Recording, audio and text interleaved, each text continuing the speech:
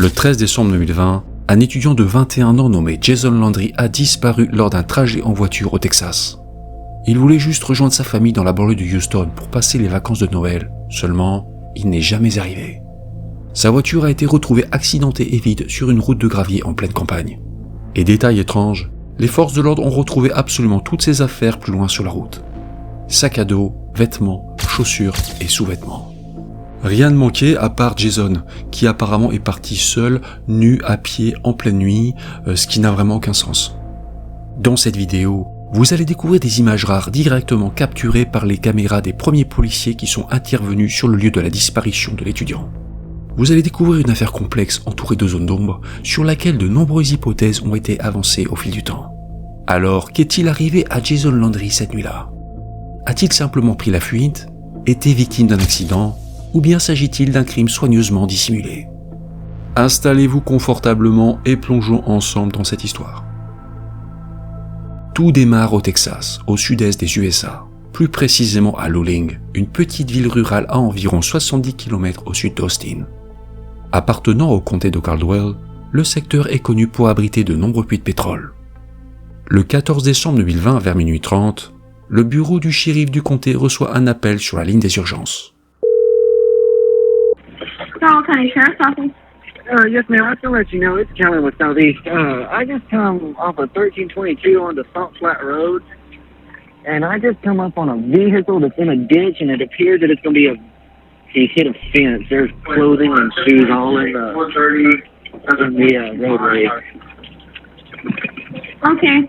Is there anybody inside the vehicle that you can see? I'm fixing to run back up there and see, but there's a backpack and some shoes all on the road, but I'm going to run back up here and check them out. And then I'll give you a call back. En fait, l'homme qui a appelé la police est un pompier volontaire du Texas, du Southeast Volunteer Fire Department, nommé Kelly. Il rentrait chez lui quand il a retrouvé par hasard un véhicule abandonné sur une route de gravier au bloc 2300 de Salt Flat Road. Suite au signalement, le premier policier à se rendre sur les lieux de l'accident est l'agent Cristobal Flores qui travaille au DPS, le département de la sécurité publique du Texas, qui en gros est la police d'État. Toute son intervention est filmée avec la caméra embarquée de sa voiture et sa caméra corporelle. Et les images enregistrées montrent qu'il roule dans une zone rurale assez isolée. L'agent Flores se gare finalement derrière le véhicule de Kelly, le pompier qui a appelé le 911. Hello, Trooper Flores. How's it going? And I turn around down there, and there's a backpack, and I wasn't touching none of it.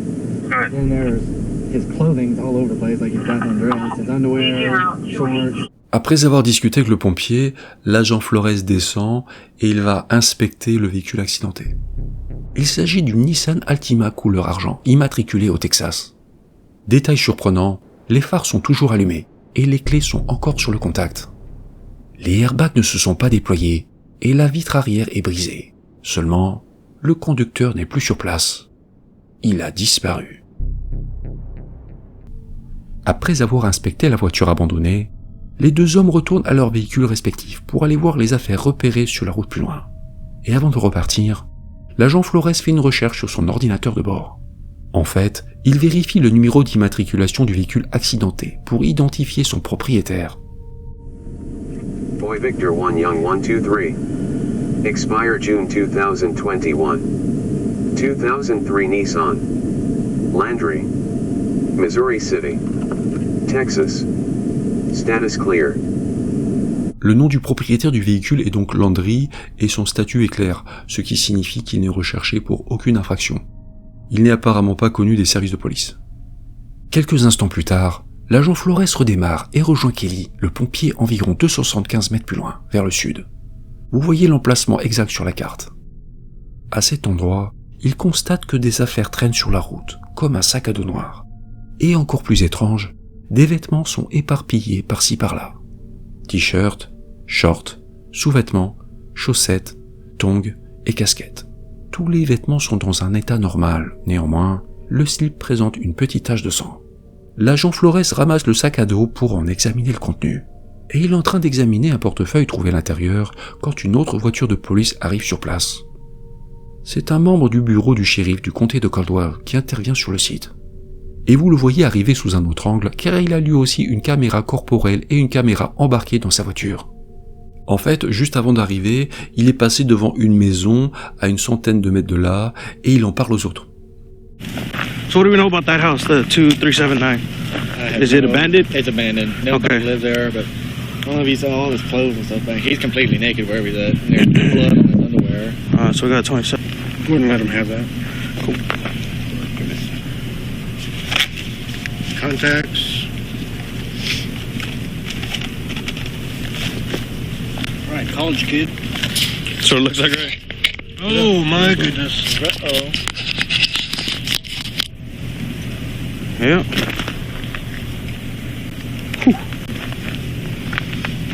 That's why I didn't want to leave it back. That or he's a delivery boy. Dans le sac à dos, l'agent Flores a trouvé un pilulier en plastique contenant plusieurs joints de cannabis, ce qui était légal au Texas. Vu que le conducteur de la voiture a apparemment quitté le lieu de l'accident à pied, ils se disent qu'il s'est peut-être réfugié dans la maison qui est pas loin.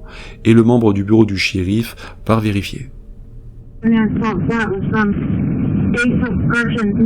2016. It was a welfare concern for the person that was there.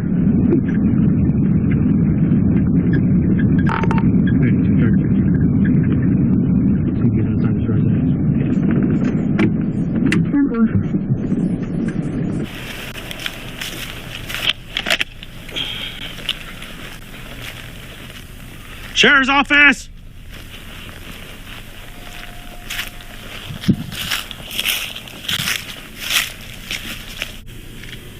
Hello, Sheriff's office! Comme la maison est vide, l'officier repart, et pendant ce temps, Flores, le premier policier intervenu sur place, retourne sur les lieux de la découverte de la voiture. Et à 2h du matin, il téléphone à ses propriétaires, Monsieur et Madame Landry. Hello? Yes, good morning, Mrs. Landry. Yes. My name is Trooper Flores with the Texas Highway Patrol over here in Caldwell County. Okay. The reason I'm calling is I'm currently at a crash scene involving a 2003 Nissan Altima golden color that is registered to Kent Joseph and Lisa Marie Landry. Okay. Okay? I suspect Jason may have been driving this vehicle. However, when volunteer firefighters rolled up on this, they noticed the vehicle was abandoned. Have you been in contact with him this evening? I have not.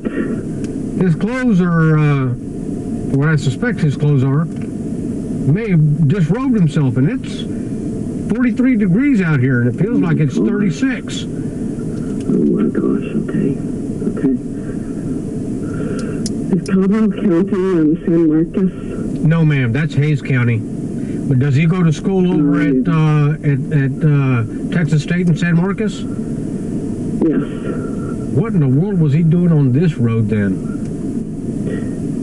Yeah, I don't know where. Par la suite, l'agent Flores tente bien sûr d'appeler Jason sur son téléphone portable, mais il tombe toujours sur sa messagerie vocale. Le jeune homme ne répond pas. Et pendant que Flores mène diverses investigations, une dépanneuse arrive et enlève la voiture qu'elle va remorquer jusqu'à une fourrière. On connaît désormais avec certitude l'identité du conducteur disparu. Il s'agit d'un certain Jason Landry, et pour mieux comprendre l'affaire, il est nécessaire de le présenter. À l'époque, Jason Landry est un jeune homme brun de 21 ans qui mesure 1m85 pour 77 kg. Originaire de Missouri City dans la banlieue de Houston où vivent ses parents Kent et Lisa, Jason est le troisième enfant de la fratrie.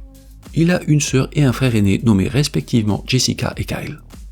Connu pour son caractère extraverti, un peu gaffeur et attachant, Jason a toujours été le bout en train de la famille. Passionné de musique et d'enregistrement sonore, il est étudiant en 3e année à l'Université du Texas, dans la ville de San Marcos, où il suit un programme de technologie d'enregistrement sonore. Quelques jours avant de se volatiliser, Jason avait passé ses examens de fin de premier semestre, et quand il a disparu, il était en route pour passer les vacances de Noël dans sa famille à Missouri City. Dans les jours qui suivent, on va obtenir des informations très précises sur les derniers faits et gestes de Jason Landry, mais dans l'immédiat, revenons quelques heures après sa disparition. Alors que le jour ne s'est pas encore levé, Kent Landry, le père de Jason, prend la route pour se rendre sur les lieux de l'accident. Ancien avocat criminel, Kent est désormais pasteur de l'église presbytérienne à Missouri City. C'est un homme d'église, mais il a aussi une expérience en matière criminelle. Et la situation qu'il vit est un véritable cauchemar. Mais il n'est pas au bout de ses surprises. Car quand M. Landry arrive sur Salt Flat Road, après le lever du soleil, il est surpris de ne voir personne. Il voit juste des animaux sauvages, ce qui montre que l'endroit est en pleine nature. Il voit des chevreuils, mais pas un seul policier en train de chercher son fils. Aucun ruban jaune n'a été installé, et ce qui va le mettre en colère par la suite, c'est que il va apprendre que tous les policiers, dont l'agent Flores, sont allés se coucher. Ne sachant pas trop quoi faire, M. Landry se met à filmer, et ce qui est assez perturbant, c'est que il découvre que tous les vêtements de son fils sont restés sur la route. And these are Jason's clothes lying in the road.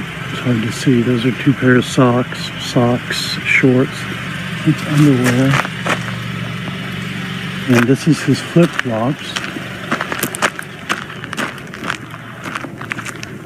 And this is his t-shirt.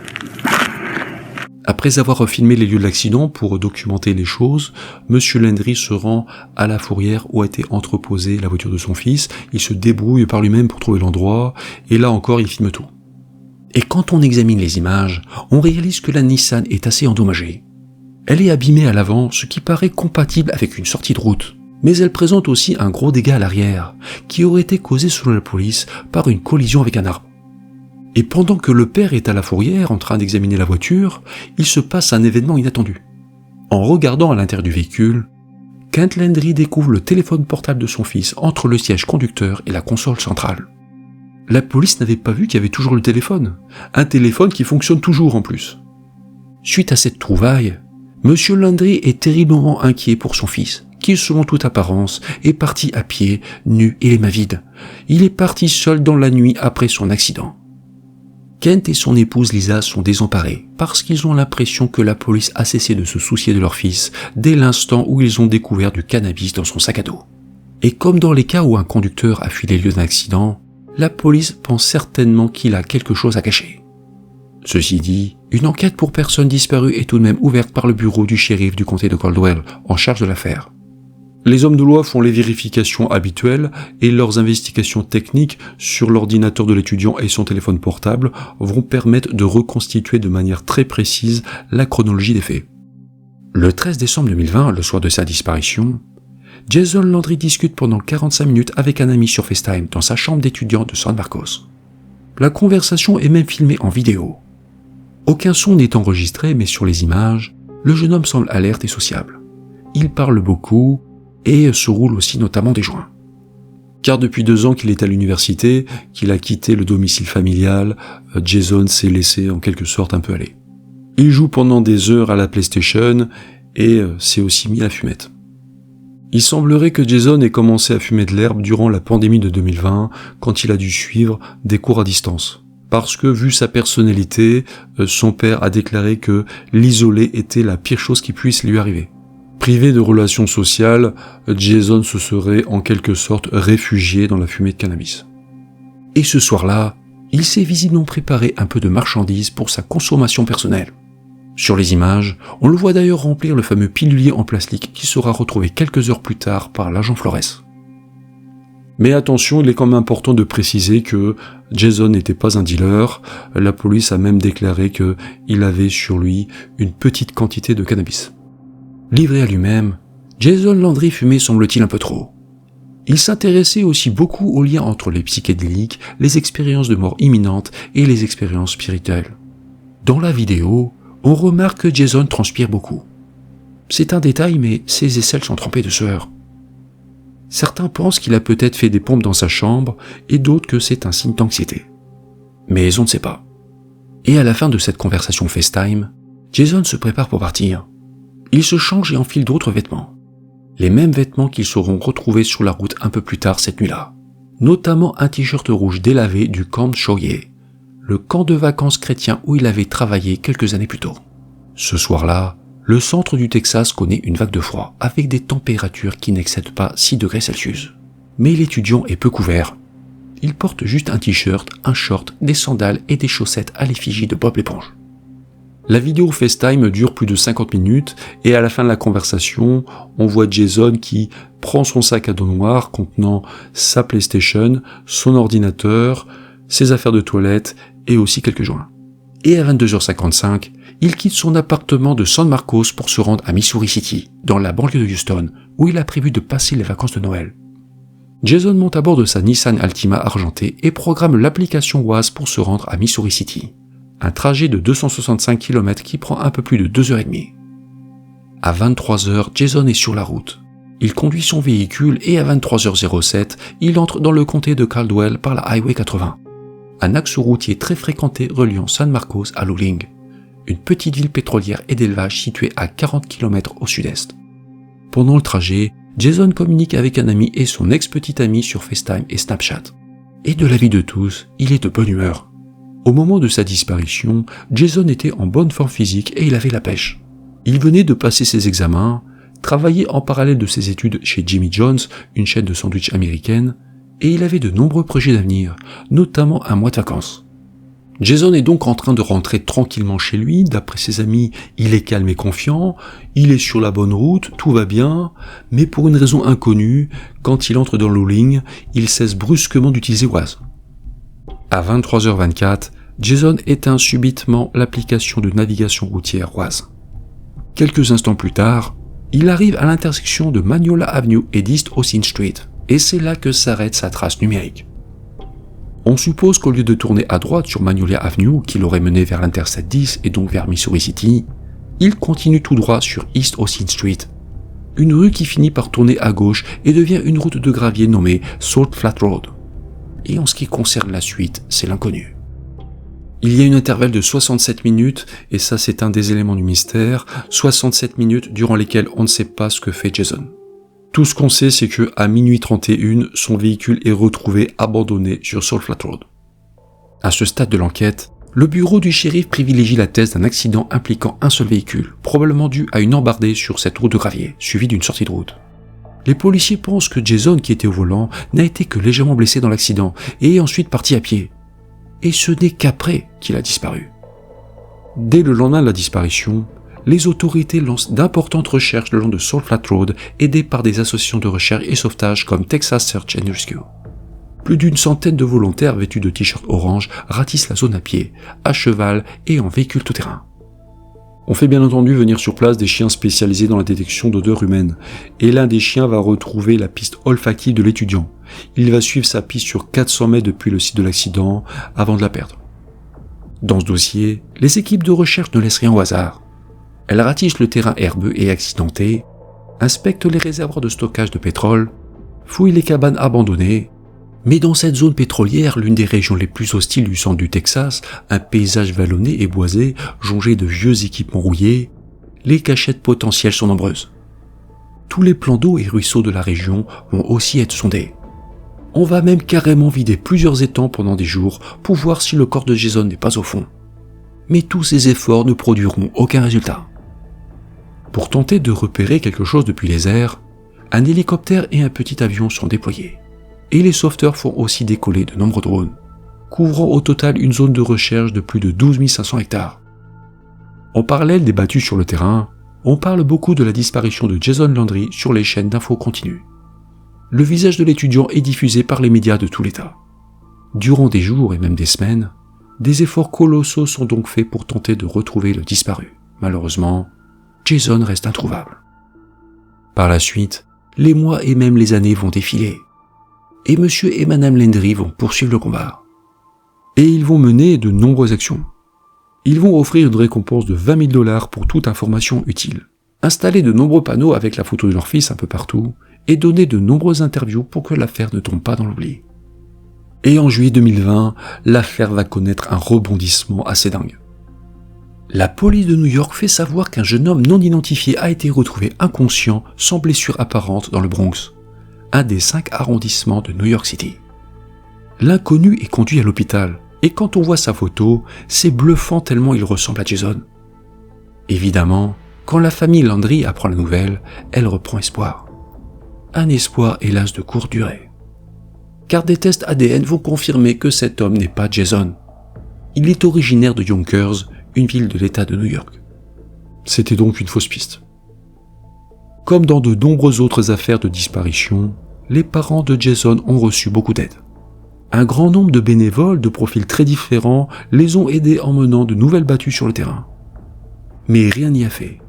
On n'a jamais récupéré le corps de l'étudiant. Et en 2025, le mystère reste entier. Depuis 5 ans, cette énigme fascine des milliers d'internautes et de nombreuses théories ont vu le jour sur la toile dans des groupes Facebook. Et on a par exemple pu lire que Jason se serait enfui au Mexique pour mener une vie d'ermite ou même qu'il aurait été carrément enlevé par des extraterrestres. Tout a été dit pour expliquer la disparition de Jason, mais examinons maintenant les hypothèses qui paraissent les plus crédibles. La première théorie, la plus simple, avance que l'étudiant serait mort d'hypothermie. Jason aurait succombé aux éléments après avoir abandonné sa voiture, car cette nuit-là, les températures étaient glaciales. Et le fait qu'il ait enlevé tous ses vêtements s'expliquerait par le phénomène de déshabillage paradoxal. Le déshabillage paradoxal est en effet un comportement observé chez les personnes en état d'hypothermie avancée qui enlèvent leurs vêtements. Ça se produit parce que le cerveau, confus et déformant les sensations, interprète l'extrême froid comme une sensation de chaleur intense. La personne a l'impression de brûler, ce qui la pousse à vouloir se débarrasser de ses vêtements pour se rafraîchir. Et ce phénomène, qui peut être le dernier geste de survie avant la faim, accélère la perte de chaleur corporelle. Pourquoi pas, cette explication paraît tenir la route, seulement on a quand même un problème, c'est que les vêtements ont été retrouvés à seulement 275 mètres du véhicule. Ça n'était qu'à environ, on va dire, 3 minutes de marche. Est-ce que le phénomène de déshabillage paradoxal pouvait se produire en un laps de temps si court ? Est-ce qu'en quelques minutes, Jason pouvait à la fois souffrir d'hypothermie et enlever ses vêtements ? C'est pas sûr. De plus, il y a un autre détail que je ne vous ai pas donné, c'est que, apparemment, Kent Landry, le père de Jason, a aussi retrouvé sa montre bracelet par terre. Pourquoi enlever sa montre bracelet ? Franchement, c'est quand même bizarre. Et le plus gros problème avec cette théorie accidentelle / hypothermie, c'est qu'on n'a jamais retrouvé le corps de l'étudiant. Alors qu'un expert a déclaré que, normalement, on aurait dû retrouver sa dépouille non loin de ses vêtements. Et là, rien. Mais pour expliquer l'absence de corps, les forces de l'ordre ont avancé une explication. Ils ont dit que c'était la faute aux animaux sauvages, ce qui nous conduit à la théorie suivante, la théorie du sanglier. Le capitaine Jeff Ferry, un enquêteur du bureau du shérif du comté de Caldwell, a déclaré que les restes de Jason Landry avaient probablement été dévorés par des sangliers ou des loutres de rivière. Pour la police du Texas, la thèse du sanglier reste donc l'explication la plus plausible, mais les parents de Jason jugent improbable que des sangliers aient pu dévorer la totalité du corps. Crâne, bassin et fémur compris avant que les recherches n'aient minutieusement ratissé le terrain. De plus, une éleveuse du coin qui s'appelle Sandra Robinson, qui vit pas loin du site de l'accident, a déclaré qu'elle n'avait jamais entendu parler d'animaux dans le coin capables de dévorer entièrement un cadavre. Et selon elle, il reste toujours quelque chose. Et ça n'est pas fini. En général, quand il y a un cadavre d'animal dans le coin, ça attire toujours les vautours. Et personne n'a signalé avoir vu de vautours survoler la zone de recherche après la disparition de Jason. Du point de vue de Kent Landry, la théorie du sanglier a toujours été un moyen pour la police de se dédouaner et de ne pas faire son travail. Pour lui, la clé du mystère réside dans l'intervalle d'environ 67 minutes entre la dernière activité numérique de Jason, quand il s'est déconnecté d'Oise à 23h24, et la découverte de son véhicule accidenté à minuit 31. 67 minutes, un peu plus d'une heure, durant lesquelles il a pu se passer n'importe quoi. Et M. Landry n'écarte aucune hypothèse. Il n'écarte pas l'idée que Jason ait pu se faire agresser. Ce qui nous conduit à la dernière théorie crédible, celle d'un acte criminel. Une théorie soutenue notamment par un homme nommé Abel Peña. Et M. Peña n'est pas n'importe qui. C'est un agent du FBI à la retraite qui a travaillé sur de nombreuses affaires de disparition pendant des décennies, et qui travaille maintenant pour Project Absentis, une organisation à but non lucratif dédiée aux personnes disparues. Pour Peña, la clé de la disparition de Jason se trouve au centre-ville de Luling, précisément à l'intersection d'East Austin Street et de Magnolia Avenue, là où Jason n'avait pas tourné au bon endroit. Après avoir interrogé plus d'une centaine d'habitants, Peña a découvert qu'un réseau criminel impliqué dans un trafic de drogue opérait régulièrement dans les environs de cette intersection. Et il a reçu au cours de son enquête une information selon laquelle Jason aurait été agressé à cet endroit par une ou plusieurs personnes qui l'auraient volé sa voiture et auraient simulé un accident sur Salt Flat Road. Selon ces informateurs, Jason aurait été forcé de se déshabiller et ses vêtements auraient été laissés sur la route avant que son corps ne soit caché loin des lieux. D'après Peña, il ne s'agissait pas nécessairement d'un enlèvement crapuleux, mais peut-être plus d'un acte de violence gratuite. Quelque chose qui aurait dégénéré rapidement et par la suite, les agresseurs de Landry auraient improvisé pour se débarrasser de son corps. Les individus impliqués auraient dissimulé les preuves de leur crime et ils auraient mis en scène un faux accident pour faire croire que Jason était ensuite parti à pied seul dans la nuit. Car si on n'a jamais retrouvé le corps de Jason Landry près de Salt Flat Road, c'est peut-être tout simplement parce qu'on l'a transporté ailleurs. L'un des collègues de Peña, ancien maître chien, est lui convaincu que si l'étudiant avait été dans la région, il aurait été facile à trouver avec des chiens. Cela n'aurait posé aucune difficulté aux chiens, même après 2 ou 3 semaines. Cette théorie est donc intéressante. Jason aurait très bien pu faire une mauvaise rencontre dans le centre-ville de Luling. Il était peut-être au mauvais endroit au mauvais moment parce que la police a assuré qu'il n'avait aucun rendez-vous sur place. Il passait peut-être dans le centre-ville quand il s'est fait carjacker par les membres d'un gang. Car célèbre pour son pétrole et ses pastèques, Luling est une ville assez rude. Elle avait déjà une mauvaise réputation au temps des cow-boys, considérée comme la ville la plus dure du Texas. Mais Jason a également pu rencontrer son agresseur en dehors de la ville de Luling, après son accident dans la zone pétrolière. Car certains propriétaires terriens dans le secteur ont apparemment le sang chaud. Si Jason est entré complètement nu sur une propriété privée, il a tout simplement pu se faire abattre. Et c'est un gars du coin qui l'a lui-même reconnu. Aujourd'hui, Kent Landry s'est fait une raison. Il croit que son fils est décédé, qu'il le reverra au paradis, mais il ne lâche rien. Monsieur Landry veut plus que jamais connaître la vérité. Convaincu que quelqu'un sait quelque chose, il attend toujours l'information qui lui apportera à lui et ses proches peut-être un peu de soulagement. Mais l'attente devient insoutenable. Cette histoire montre une fois de plus le calvaire vécu par les proches de personnes disparues. Et elle n'est pas sans rappeler d'autres affaires étudiées sur la chaîne ou dans la série des livres disparus, comme Brandon Swanson, Brandon Lawson ou encore Maura Murray et Chelsea Grim. Tous des jeunes gens qui ont disparu mystérieusement après un accident de voiture. Et à part Brandon Lawson, on n'a jamais retrouvé leur reste. 5 ans après les faits, la disparition de Jason Landry n'a toujours pas été élucidée.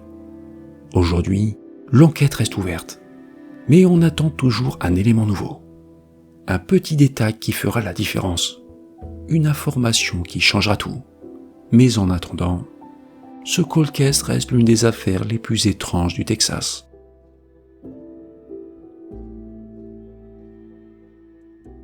Voilà, c'était l'histoire troublante de Jason Landry. Et si cette enquête vous a captivé autant que moi, n'oubliez pas de laisser un petit like, de vous abonner à la chaîne et d'activer la cloche pour ne rien manquer des prochaines affaires. Et surtout, dites-moi en commentaire ce que vous pensez de cette histoire, quelle théorie vous privilégiez, votre avis m'intéresse. Merci à ceux d'entre vous qui ont été présents aujourd'hui et qui ont regardé la vidéo jusqu'à la fin. Si vous ne savez pas encore dès maintenant, d'autres vidéos de la chaîne vont vous être proposées dans quelques instants. En ce qui nous concerne, on va se retrouver dans 15 jours sur la chaîne pour une nouvelle affaire. Je compte sur votre présence et en attendant, ne disparaissez pas.